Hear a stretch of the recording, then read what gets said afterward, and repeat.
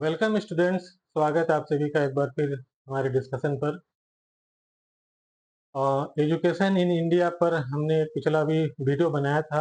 अगर आपने उसको देखा होगा तो अच्छी बात है, अगर नहीं देखा होगा तो आप उनको देख सकते हैं। आज का हमारा जो विषय है वो अभी एजुकेशन से ही संबंधित है।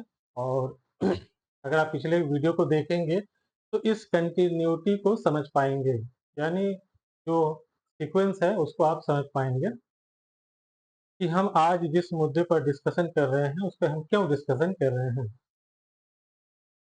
संक्षेप में बता दूं कि पूरे देश का मिजाज शिक्षा को लेकर काफी सख्त है। देश में स्टूडेंटों का चारों तरफ आक्रोश बना हुआ है। ऐसे में सरकार और एनटीए जो शिक्षा प्रणाली से संबंधित अन्य भी संस्थाएं हैं, गवर्नमेंट्स हैं, उन पर काफी दबाव पड़ा हुआ है। तो इन सब मुद्दों पर ही आज का ये डिस्कशन केंद्रित है। बीच में हम इस पर यह भी बात करेंगे कि सुप्रीम कोर्ट का क्या स्टैंड है। सुप्रीम कोर्ट इन मुद्दों पर नजर बनाए हुए है और वह क्या गवर्नमेंट से उम्मीद करता है, उसका क्या सुझाव है। एनटीए की बार बार, एनटीए यानी नेशनल टेस्टिंग एजेंसी की बार बार होने वाली जो विफलताएं हैं वे महज दुर्घटनाएं नहीं है, वे एक ऐसी व्यवस्था का लक्षण है जो संरचनात्मक रूप से दोषपूर्ण, नैतिक रूप से समझौता कर चुकी है और जवाबदेही से बचने वाली है।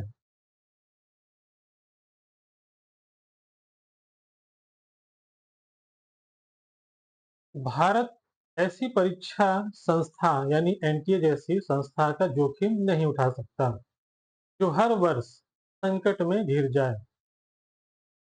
सुधार गहरा, त्वरित और दृढ़ होना चाहिए। जब तक ऐसा नहीं होगा, विद्यार्थी उस व्यवस्था की कीमत चुकाते रहेंगे जो स्वयं को सुधारने से इनकार करती है। आपको याद होगा वर्ष 2026 नीट यूजी प्रश्न पत्र लीक के कारण परीक्षाएं रद्द कर दी गई थी, जिसके कारण लगभग 22 से 23 लाख मेडिकल कॉलेज, मेडिकल के स्टूडेंट या उम्मीदवार प्रभावित हुए थे। मामले को सीबीआई से जांच के आदेश दिए गए, सीबीआई को सौंपा गया मामला, कुछ गिरफ्तारियां भी हुई हैं, पर अभी भी चुनौतियां समाप्त नहीं हुई हैं। नीट यूजी पेपर लीक की वजह से पूरे देश में विरोध प्रदर्शन हुए। आपने देखा कि कैसे पुलिस ने छात्रों पर सख्ती की, जिसके बाद आखिरकार देश के शिक्षा मंत्री को, केंद्रीय शिक्षा मंत्री को अपने पद से इस्तीफा देना पड़ा। नीट यूजी 2026 पेपर लीक के बाद एनटीए यानी नेशनल टेस्टिंग एजेंसी अब सुप्रीम कोर्ट की निगरानी में आ गया है। यानी माननीय उच्चतम न्यायालय इस चीज को अब बारीकी से देख रहा है और सरकार पर लगातार दबाव बनाए हुए है कि आप क्या कर रहे हैं।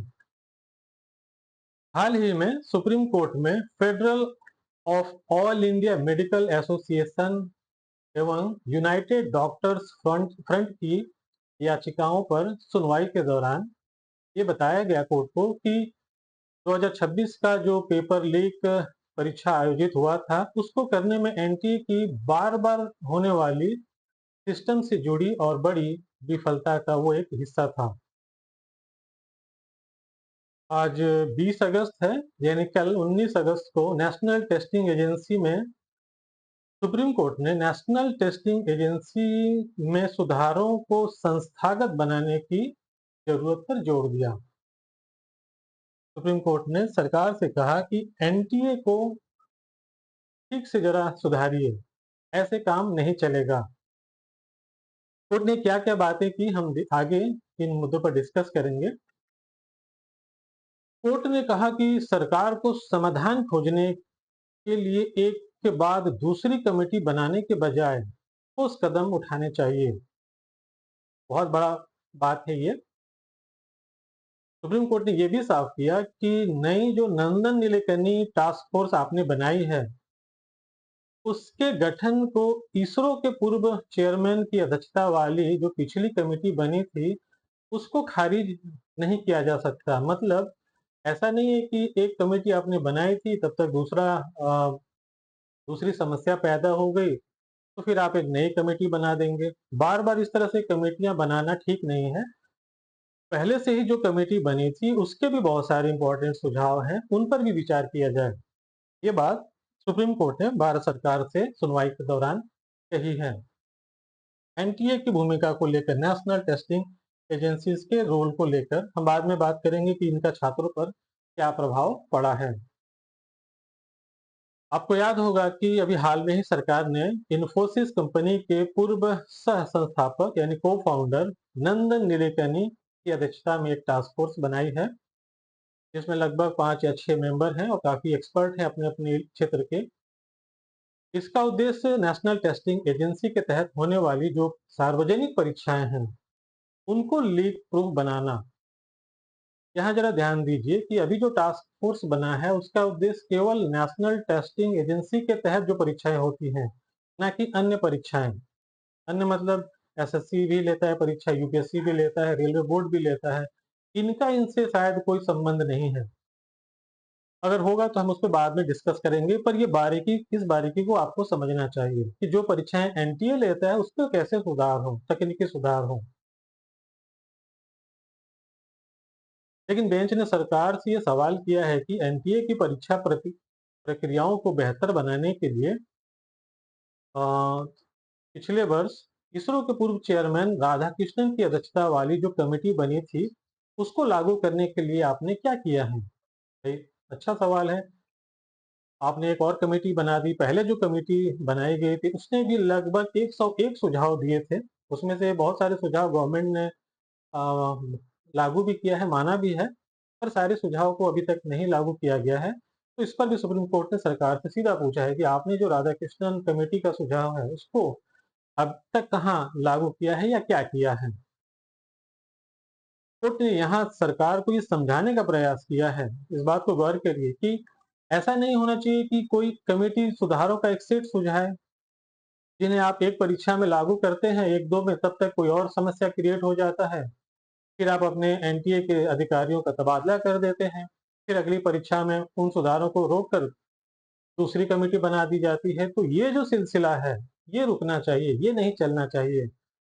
इस पर सुप्रीम कोर्ट ने सरकार से सीधे सवाल किए, सीधे सरकार को कटघरे में खड़ा किया है। यही है सुप्रीम कोर्ट का इंटरवेंशन। और न्यायालय ने ये बात बहुत ही स्पष्ट शब्दों में कहा है कि सुधारों का जो फोकस है, वो इंस्टीट्यूशनल मेमोरी बनाने पर होना चाहिए। इंस्टीट्यूशनल मेमोरी मतलब यानी जो भी सुझाव कोई कमेटी रिकमेंडेड करती है, तो उसके बाद उस संस्था में, यानी एनटीए, अगर एनटीए की बात कर रहे हैं, अधिकारी अगर तबादले होते हैं, नए अधिकारियों की भर्ती होती है, पुराने को आप हटाते हैं, तो ये जो बातें हैं, ये कंटिन्यू रहने चाहिए। ऐसा नहीं कि एक अधिकारी वर्ग गया, जैसा अभी हाल में गवर्नमेंट ने, एनटीए ने अपने 600 एक्सपर्ट्स को हटा दिया है। तो इसका मतलब पुराना सुझाव शायद चला गया, ये नहीं होना चाहिए। जो सुझाव एक कमेटी दे रही है, वो आगे कंटिन्यू होनी चाहिए।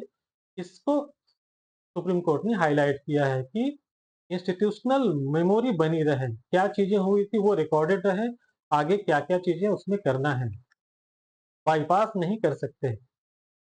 और सुधार असरदार होना चाहिए, संस्थागत होना चाहिए। ऐसा नहीं कि व्यक्ति आया और व्यक्ति के साथ सुधार भी चला गया, ये चीजें नहीं होना चाहिए। एनटीए में आने वाले अधिकारियों द्वारा उन्हें आगे बढ़ाया जाना चाहिए, ये बात सरकार ध्यान में रखे। और कोर्ट ने यह भी कहा कि आनन फानन में कोई प्रतिक्रिया आप ना करें। सुप्रीम कोर्ट ने इस मामले में गवर्नमेंट को यूपीएससी से सीखने की सलाह दी। कोर्ट ने कहा कि आप लोग यूपीएससी से क्यों नहीं सीखते? यूपीएससी यानी union public service commission. Union public service union public service commission भी दर्जनों परीक्षाएं आयोजित कराता है, पर अभी तक इसका ट्रैक रिकॉर्ड एकदम परफेक्ट है। एकाध कहीं अगर कुछ हुआ होगा तो वो अलग बात है, वरना अभी तक इसके परीक्षाओं को कंडक्ट कराने से संबंधित कोई भी सवाल पैदा नहीं हुआ है। इसीलिए सरकार ने एनटीए और गवर्नमेंट दोनों को कहा है कि आप इस संस्थान से कम सीख लीजिए, कैसे लीक प्रूफ परीक्षाएं करवाना है बिना एरर के। हालाँकि हम आगे बात करेंगे कि इसमें भी जो गड़बड़ियाँ हुई हैं ट्रांसलेशन एरर को लेकर बीच में यूपीएससी की परीक्षाओं में भी अनुवाद को लेकर काफ़ी बवाल हुआ है। पर कभी पेपर लीक नहीं हुआ है, इस बात को तो आप मान सकते हैं। इस बारे में यूपीएससी का ट्रैक रिकॉर्ड काफ़ी बेहतर है। इसलिए शायद सुप्रीम कोर्ट ने ये सुझाव दिया है। इसमें एक बुनियादी डिफरेंस ये है कि यूपीएससी एक कॉन्स्टिट्यूशनल बॉडी है। कॉन्स्टिट्यूशनल बॉडी मतलब इसकी स्थापना संविधान में बताए गए तरीकों से की गई है। ये एक संवैधानिक संस्थान है, जबकि नेशनल टेस्टिंग एजेंसी अभी हाल ही में 2017 में बनी थी और ये एक सरकार के एक प्रस्ताव द्वारा बनी है। ये कोई संवैधानिक बॉडी नहीं है। अब आप सोच रहे होंगे कि इसमें क्या डिफरेंसेस हैं, तो इसमें काफ़ी डिफरेंस हो जाता है। हम उस पे अलग से डिस्कस करेंगे। अभी हम जो चर्चा कर रहे हैं वरना उससे चीज़ें भटक सकती हैं।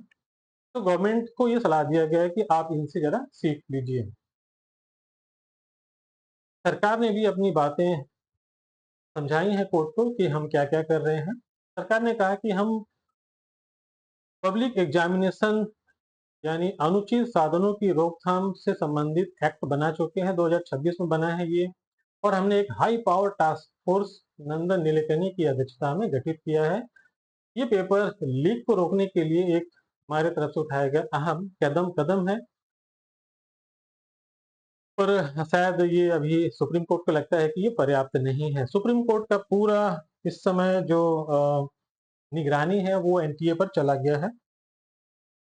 एनटीए क्या है, संक्षेप में आइए जान लेते हैं। राष्ट्रीय परीक्षा एजेंसी यानी नेशनल टेस्टिंग एजेंसी एक ये उच्च शिक्षण संस्थानों में प्रवेश तथा फेलोशिप के लिए आयोजित होने वाली प्रवेश परीक्षाओं के संचालन हेतु एक विशेषज्ञ और स्वायत्त संस्थान है।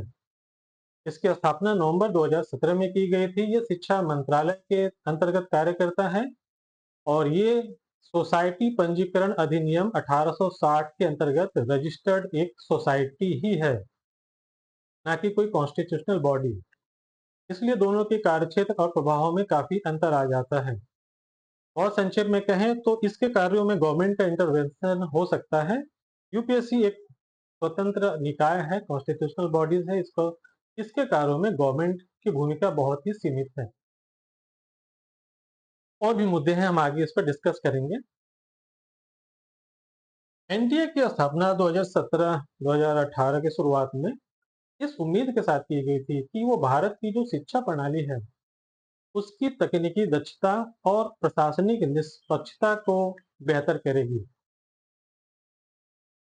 लेकिन 2017 से आज 2026 ये लगभग 8-9 वर्ष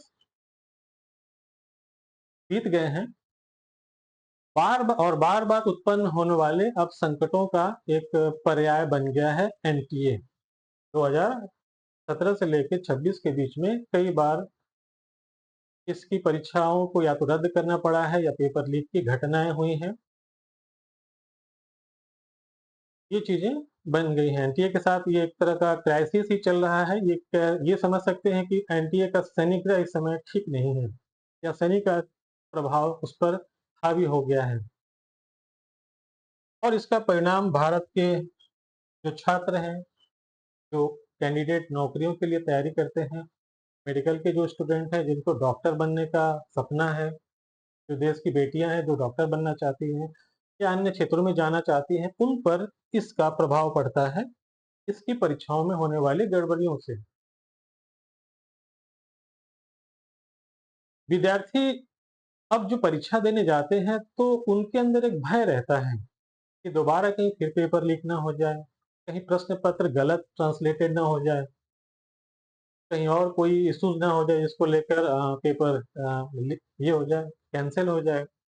तो अब एग्जाम में जो स्टूडेंट जा रहे हैं उनका आत्मविश्वास थोड़ा सा डगमगाया रहता है। वे डरे रहते हैं कि कहीं फिर ऐसा कुछ ना हो जाए, ताकि उनका जो मेहनत है, जो उनका परिश्रम है, जो पैसा लगा है, जो समय उनका गया है, ये कम से कम उनका प्रभावित ना हो। पैसे का तो रिकवरी हो सकता है, लेकिन जो छात्रों का समय है वो इम्पोर्टेंट होता है। देश का भी समय, सरकार का भी समय बाधित होता है, सरकार की भी चुनौतियाँ होती हैं। तो लगभग सबके साथ ये जो समस्या है ये क्रिएट हो जाती है। अब सवाल है कि देश के सामने ये अहम सवाल है कि एनटीए कभी-कभार विफल क्यों हो रहा है? बल्कि यह बल्कि यह है कि वह इतनी चिंताजनक नियमितता यानी रेगुलरिटी के साथ एनटीए क्यों विफल हो रहा है ना? ये एक बहुत बड़ा सवाल है। अगर आप इसके लिए थोड़ा-सा अगर न्यूज़पेपर पर नज़र बनाया गया, अगर आप एनटीए के स्ट्रक्चर को समझें, तो आप समझ सकते हैं कि कोई भी संस्थान हो जो जिस परिस्थिति में एनटीए गुज़र रही है, नेशनल टेस्टिंग एजेंसी, उसके जगह पे अगर कोई और भी होता है, तो उसके भी साथ यही होता है। वह भी अपने कार्यों को पूरी 100% एफिशिएंसी के साथ नहीं कर पाता। क्या रीज़न है? एनटीए क्यों फेल हो रही है बार-बार या समस्या क्यों आ रही है? इसका रीज़न उसके स्ट्रक्चरल कमजोरियों पर है।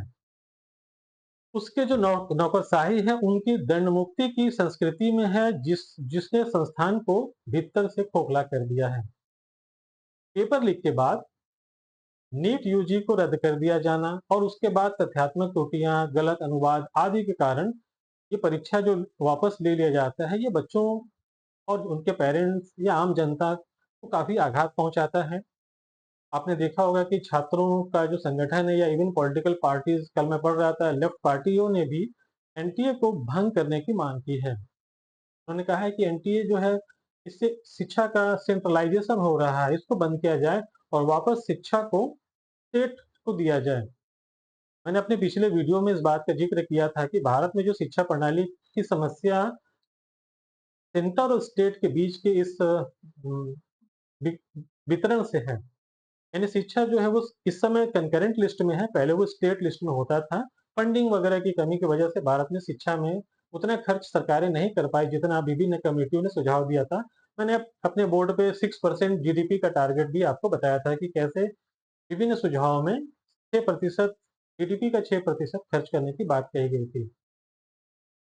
विभिन्न विद्यार्थी संगठन, विभिन्न पॉलिटिकल पार्टी, चाहे वो कांग्रेस हो या लेफ्ट हो या अन्य जो बौद्धिक तबका है, सभी लोग नहीं बल्कि कुछ लोग एनटीए को इसी वजह से, इन्हीं मुद्दों की वजह से भंग करने की बात कर रहे हैं। अब ये उनका सवाल, उनका तर्क कितना जायज है, कितना जायज नहीं है, ये मैं आप पे छोड़ता हूँ।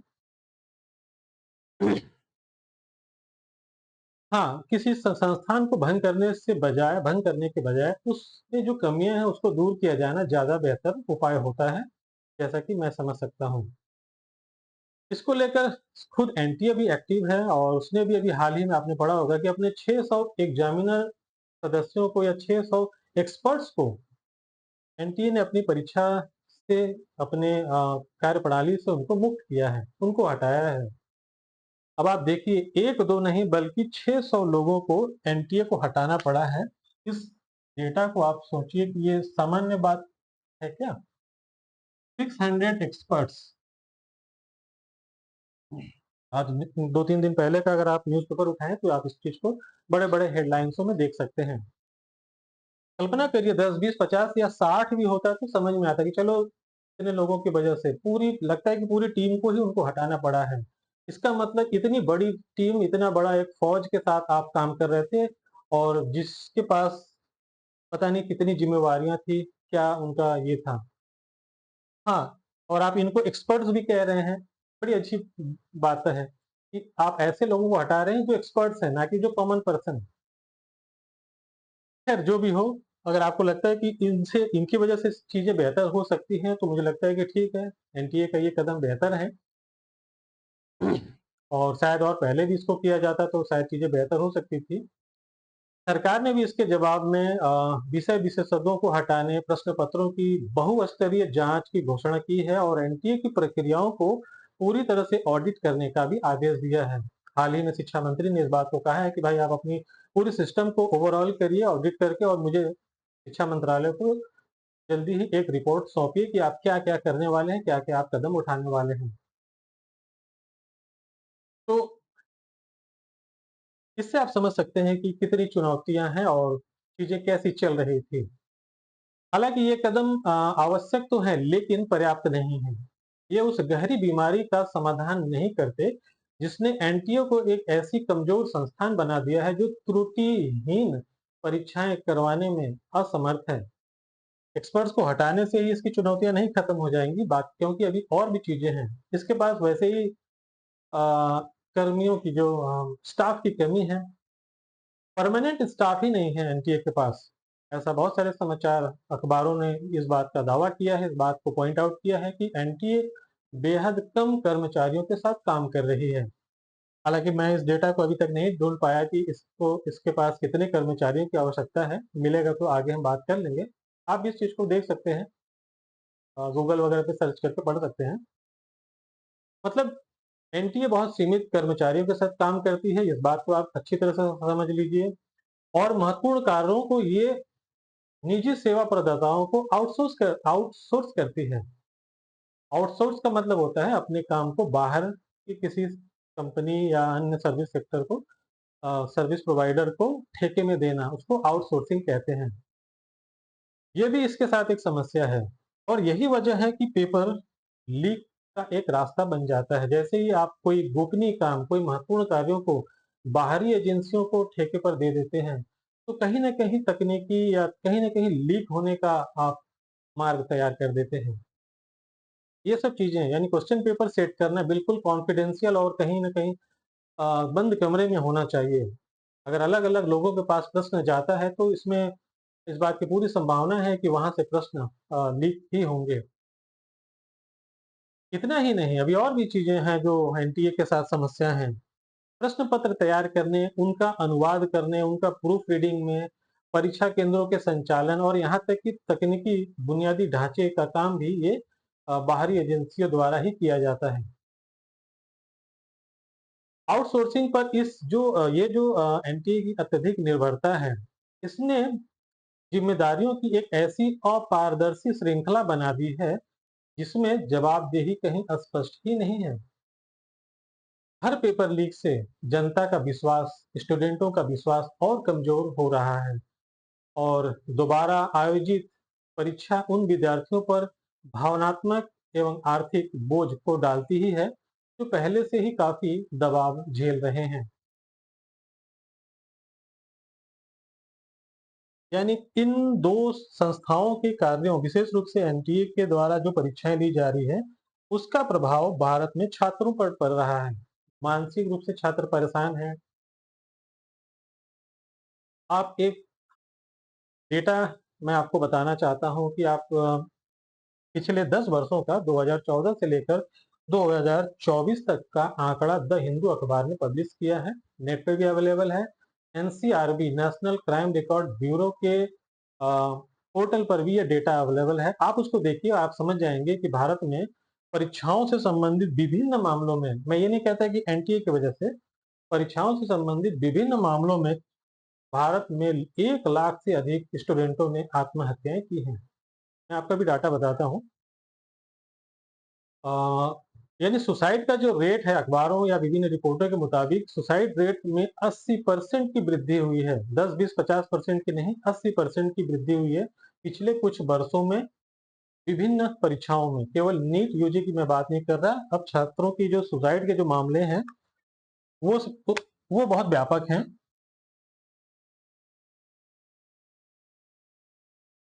कई कारणों से, इसमें कई कारण हो सकते हैं। मैं आपको केवल डेटा बता रहा हूँ। इन डेटाओं को आप देख सकते हैं। कारणों पर कभी हमें मौका मिलेगा तो हम चर्चा करेंगे। केवल पिछले वर्ष ये आंकड़ा आप एनसीआरबी की वेबसाइट पर accidental deaths and suicide in India के नाम से एक रिपोर्ट है, आप उसमें इसको देख सकते हैं। रिपोर्ट में वर्ष 2024 का एक डेटा दिया हुआ है। डेटा को जरा ध्यान से सुनिए। 14,488 विद्यार्थियों ने केवल एक वर्ष 2024 में सुसाइड की। 14,488 14,488 cases were recorded suicide cases were recorded by the NCRB. मैं फिर कहता हूं कि केवल एक परीक्षा या एक संस्थाओं की वजह से नहीं है, इसमें बहुत सारे कारण रहे हैं, पर ये विद्यार्थियों की ही समस्याएं हैं। और जाहिर सी बात है कि विद्यार्थियों की मूलभूत समस्या यही है कि जो भी भर्ती परीक्षाएं हो रही हैं, वो समय पे हो, उस पे निष्पक्ष पारदर्शिता रहे और उनका जॉब प्रभावित ना हो। बेरोजगारी आज के समय की बहुत बड़ी समस्या है। इसी वजह से छात्रों का जो मानसिक संतुलन प्रभावित हो रहा है। और आप देखिए यही वजह है कि चाहे जैन अल्फा कहिए या जैन जी कहिए, हर वर्ग का विद्यार्थी इस समय देश में आक्रोशित है और अपने छोटे-बड़े सब तरह के मांगों को लेकर सरकार, प्रशासन, स्कूल, कॉलेज पर प्रदर्शन हो रहा है। सरकार के खिलाफ, सिस्टम के खिलाफ अलग-अलग तरह की बयानबाजी, नारे, पोस्टर आदि विद्यार्थी फैला रहे हैं। अब अगर आप कहेंगे कि ये शहरी नक्सल वाला प्रभाव है या तमाम जो भी आप वर्ड यूज़ कर लें, मुझे लगता है कि शायद ये ठीक नहीं है। जो विद्यार्थियों की समस्याएँ हैं, जेनुइन हैं, उस पर जेनुइन तरीके से उस पर अमल होना चाहिए। जो मैं सुसाइड की बात कर रहा था, ये मैंने 1 साल का डेटा दिया। 10 सालों में यानी 2014 से लेकर 2024 में 1,23,918 स्टूडेंट्स सुसाइड किए। 1,23,000 ये डेटा है। ये 10 इयर्स का डेटा है। भारत सरकार की तरफ से ये जारी किया गया। पहले हम लोग किसानों की आत्महत्याएँ की बातें सुनते थे। अब वो बातें कम हो गई हैं। एक नया और क्राइसिस देश में पैदा हो गया है। तो ये स्थिति है आज देश की। एनटीए में एक और बड़ी चुनौती है कि एनटीए के पास एक फुल टाइम लीडर नहीं है, फुल टाइम अधिकारी नहीं है जो उसको देख सके, टॉप बॉस जिसको आप कह सकते हैं। नेतृत्व में स्थिरता की कमी भी इस स्थिति को काफी बिगाड़ रही है। वर्ष 2024 के नीट विवाद के बाद एनटीए 1 वर्ष से अधिक समय हो चुका है और अभी भी वो पूर्णकालिक सदस्य के बिना ही काम कर रहा है। सबसे अधिक नुकसानदेह पहुंचाने वाली बात यह है कि किसी भी नौकरशाही की जवाबदेही अभी तक पूरी तरह से तय नहीं हुई है। नेट प्रकरण के बाद शिक्षा सचिव का हालांकि तबादला तो कर दिया गया, पर ये एक औपचारिकता ही लगता है। तबादला भारत में प्रशासन का एक रूटीन पार्ट है, पर तबादला कोई एक्शन टेकन वाला पार्ट नहीं है, यानी जवाबदेही सुनिश्चित करने वाला उपाय नहीं है। ये बचने और भटकाने वाला उपाय है। तबादले को गवर्नमेंट हो सकता है एक कार्रवाई के रूप में प्रस्तुत करे, लेकिन ये अक्सर महज प्रशासनिक दिखावा ही होता है। इससे न तो लापरवाही की उचित जांच होती है और न ही गलत काम के लिए किसी को दंड मिलता है। इससे हाँ, प्रभावशाली लोगों को जरूर बचाया जाता है, जबकि इसका प्रभाव लाखों विद्यार्थियों पर पड़ता है जिनको न्याय नहीं मिलता और जिनका भविष्य ऐसे परीक्षाओं पर निर्भर रहता है। बस अब संक्षेप में हम बात करेंगे कि फिर इनका उपाय क्या होना चाहिए। तो उपाय, चूंकि समस्या एनटीए के अंदर है, इसलिए उपाय भी एनटीए को ही करना पड़ेगा। स्टाफ की कमी है तो कर्मचारी को बढ़ाना चाहिए। फुल टाइम मेंबर नहीं है, फुल टाइम मेंबर देना चाहिए। आउटसोर्सिंग अगर करा रहे हैं तो आउटसोर्सिंग को थोड़ा सा लिमिट कम किया जाना चाहिए, कम किया जा सकता है। जो ऐसे मामले हैं जिनसे लीग का कोई संबंध नहीं है, उनको एनटीए चाहे तो आउटसोर्स करा सकती है। तो इस तरह से उसके पास जो 600 एक्सपर्ट हटाए हैं तो की भरपाई भी करनी पड़ेगी। जितनी जल्दी कर ले उतना अच्छा है, क्योंकि अभी आगे एग्जाम भी कंडक्ट करवाने हैं। एनटीए एक साथ बहुत सारी परीक्षाएं भी करवाती है, तो मैन पावर का होना तो बहुत जरूरी है। आप देख सकते हैं कि 600 लोगों को हटाए, पता नहीं अभी और कितने लोग इनके पास होंगे। तो मैन पावर होना चाहिए, परमानेंट होना चाहिए, या डेपुटेशन पर गवर्नमेंट से वो ले सकती है। टीचरों को भी उसमें हायर किया जा सकता है। तकनीकी जो एक्सपर्ट्स हैं उनको भी उसमें फुल टाइम के लिए रखा जा सकता है। अगर ऐसे कुछ उपाय एनटीए करता है तो मुझे लगता है कि बहुत हद तक वो अपने परीक्षाओं को लीक प्रूफ बना सकती है। तो ये सारी चीजें इस समय भारत में चल रही हैं, और इससे अगर कोई कार्रवाई होती है तो भारत में करोड़ों युवा भारतीयों के साथ ये एक अन्याय ही होगा, जिनका भविष्य देश की नौकरी से संबंधित इन परीक्षाओं पर निर्भर करता है। आज के लिए बस इतना ही। अगले हम वीडियो में कुछ और शिक्षा व्यवस्था से संबंधित कमियों को आपके सामने प्रस्तुत करेंगे। इन तमाम मुद्दों पर चर्चा करने का हमारा उद्देश्य किसी भी ऑर्गेनाइजेशन की कमियां या को बदनाम करना नहीं है, बल्कि जो भी बातें अलग-अलग सोर्सेज़ से निकल कर आ रही है, उसका एक निष्पक्ष विश्लेषण करना है। और हम अपने इस प्रयास में कितने सफल हैं, ये आप पे तय करता है। अगर आपको इसमें कहीं कोई कमी नज़र आती है, तो हमें अपने कमेंट से अपनी राय से अवगत कराइए। वीडियो को ज़्यादा से ज़्यादा शेयर करिए ताकि आपके जैसे पढ़ने वाले युवा बच्चों को इन चीज़ों का पता चले, करंट अफेयर से आप अपडेट रहें। और जिनको कल से यूपीएससी मेंस परीक्षाएँ शुरू होने वाली हैं 21 अगस्त से, यूपीएससी सिविल सेवा मुख्य परीक्षा कल से शुरू होने वाला है। तो जिन उम्मीदवारों को मुख्य परीक्षा कल से लिखना है, उनको बहुत-बहुत शुभकामनाएँ। आप तनाव मुक्त रहिए और आज रात शांति से सोइए और कल सुबह बिल्कुल समय पर अपने परीक्षा केंद्रों पर पहुँचने का प्रयास करिए। अ, हो सकता है हम एक और वीडियो आपको सुझाव के तौर पर लेकर आएँ। तब तक के लिए धन्यवाद। Thank you for watching this video. नमस्कार।